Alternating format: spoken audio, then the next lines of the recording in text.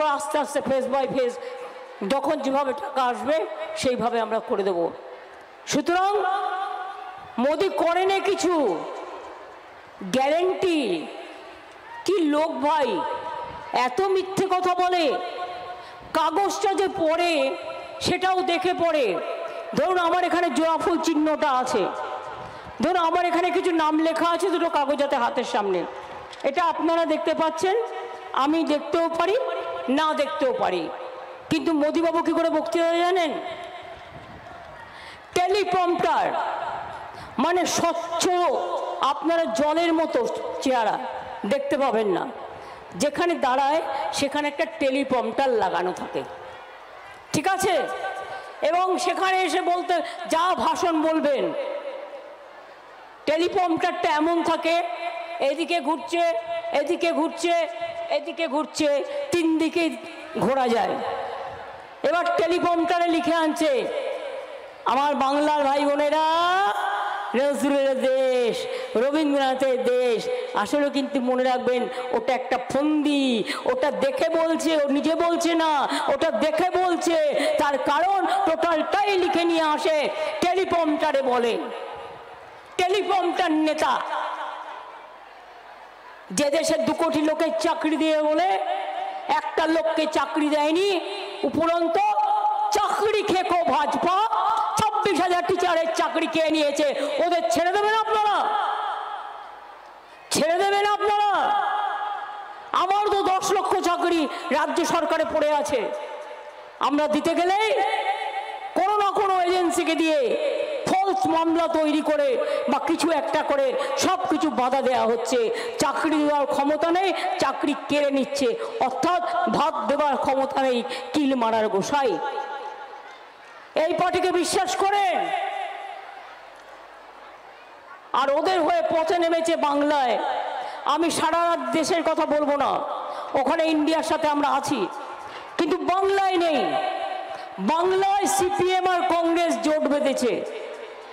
CPM আর কংগ্রেসকে একটি vote দেওয়ার মানে এখানে বিজেপিকে সাপোর্ট করা, তৃণমূলের একটি সিট নষ্ট করা।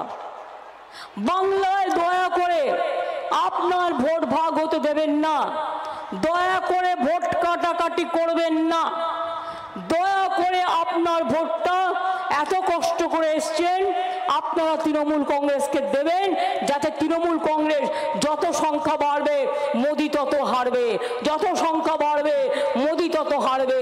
মোদিকে হারানোর জন্য তৃণমূল কংগ্রেসকে জেতানোর দরকার।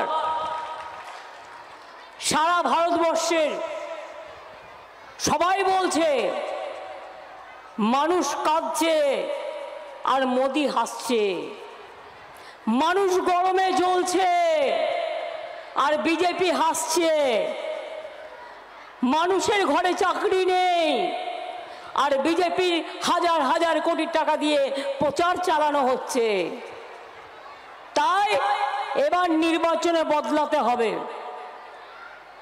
পাল্টাতে হবে। চলো যাই বদলাই, চলো যাই পাল্টাই, চলো যাই। নেতাজি সুভাষচন্দ্র বোস বলেছিলেন দিল্লি চলো, তোমরা আমাদের রক্ত দাও, আমি দেব স্বাধীনতা। আজকে নেতাজিকে ভুলিয়ে দিয়েছে, গান্ধীজিকে ভুলিয়ে দিয়েছে, আম্বেদকরকে ভুলিয়ে দিয়েছে, বিরসা মুন্ডাকে ভুলিয়ে দিয়েছে, নজরুলকে ভুলিয়ে দিয়েছে, যা ইচ্ছে তাই করে যাচ্ছে।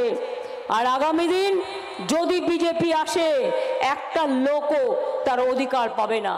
আপনারা চান এনআরসি হয়ে জেলে যেতে? কি মা বোনেরা ভাইরা, এই যে যারা বসে আছেন, যান আপনারা জেলে যেতে এনআরসি হয়ে? তাহলে একটু জোরে বলুন, আমি একা কত চিৎকার করব। 1 মাস ধরে চিৎকার করতে করতে আমার গলা ভেঙে গেছে। এনআরসি মানবেন? এনআরসি নিয়ে জেলে যাবেন? কে মানবেন? কে নিয়ে জেলে যাবেন? ইউনিফর্ম সিভিল কোড মানবেন? বলছেন না, তার মানে মানবেন। ইউনিফর্ম সিভিল কোডের মানে জানেন? আপনার ধর্ম কেড়ে নেবে, আপনাকে বলে দেবে আপনার কোনো অস্তিত্বই নেই। বিজেপি যা বলবে তাই করতে হবে। সংখ্যালঘুদের অস্তিত্ব থাকবে না, তপশিলীর থাকবে না, আদিবাসীদের থাকবে না, মতুয়াদের থাকবে না, রাজবংশীদের থাকবে না, আমাদের হিন্দুদেরও থাকবে না। কারণ আমরা বিজেপির হিন্দুত্ববাদ বিশ্বাস করি না, আমরা বিশ্বাস করি রামকৃষ্ণ পরমহংসদেব, স্বামী বিবেকানন্দের হিন্দুত্ববাদ, যারা বলেছেন সর্বধর্ম সমন্বয়, সবাইকে নিয়ে চলো, একসাথে চলো, সম্প্রীতি আমাদের একতা, এটাই আমাদের সংস্কৃতি, তাদের নিয়ে। আর বিজেপি বাইরে থেকে ধার করা, আমদানি করা একটা ধর্ম, যার না আছে কাজ, না আছে কর্ম, নিজেরাই দেবতা ঠিক করে দিচ্ছে। ভারতবর্ষে ঠিক করে দেওয়া দেবতা নয়, বাংলার দেবতা নয়, ইচ্ছা মতো দেবতা তৈরি করে দিচ্ছে। তাই আপনাদের বলি, কি খেলা হবে এবার? লোকসভায় খেলা হবে, মা বোনদের খেলা হবে, হাতা ঝান্ডা রেডি আছে তো, হাড়ি কড়াই রেডি আছে তো, খেলা হবে। ভাই বোনের আমার খেলা হবে, ছাত্র যৌবন খেলা হবে, মা বোনেরা খেলা হবে, শ্রমিক বোনেরা খেলা হবে, বিড়ি শ্রমিকরা খেলা হবে, অন্য শ্রমিকরা খেলা হবে, কৃষক ভাইরা খেলা হবে, ছাত্র যৌবন খেলা হবে।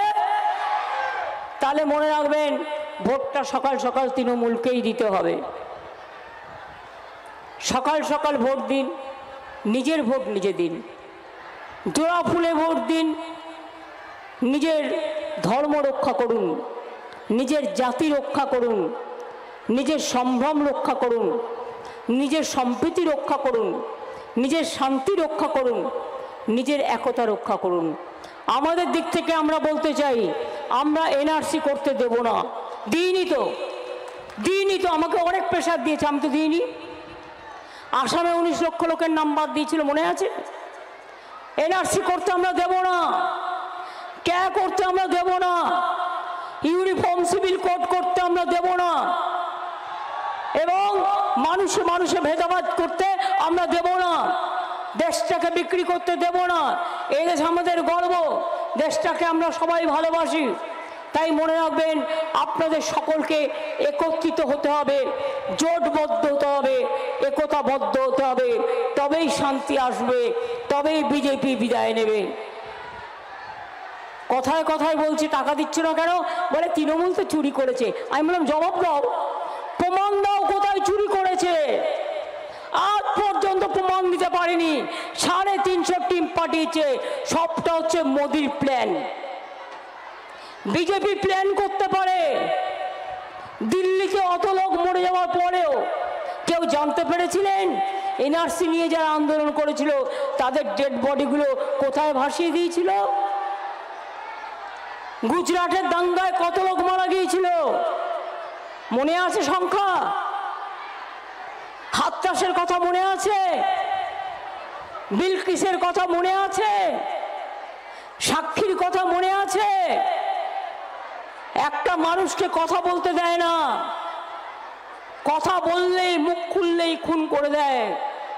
আর তাদের কাছে আমাদের শিক্ষা নিতে হবে। তাই আপনাদের বলি, নিজের পায়ে দাঁড়াবার জন্য বিজেপির পা দুটোকে সরিয়ে দিন। কি করে সরাবেন? ভোটের বাক্সে আপনার ভোট দিয়ে বিজেপিকে বিদায় দিন।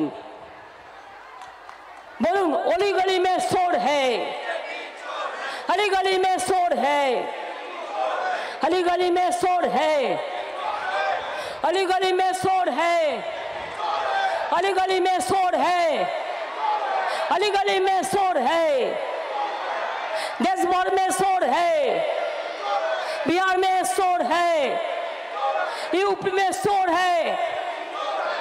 बीजेपी हटाओ, बीजेपी हटाओ, বিজেপি হটাও। ভালো থাকবেন, সুস্থ থাকবেন। বাংলার আওয়াজ, বাঙালির আবেগ, জি 24 ঘন্টা।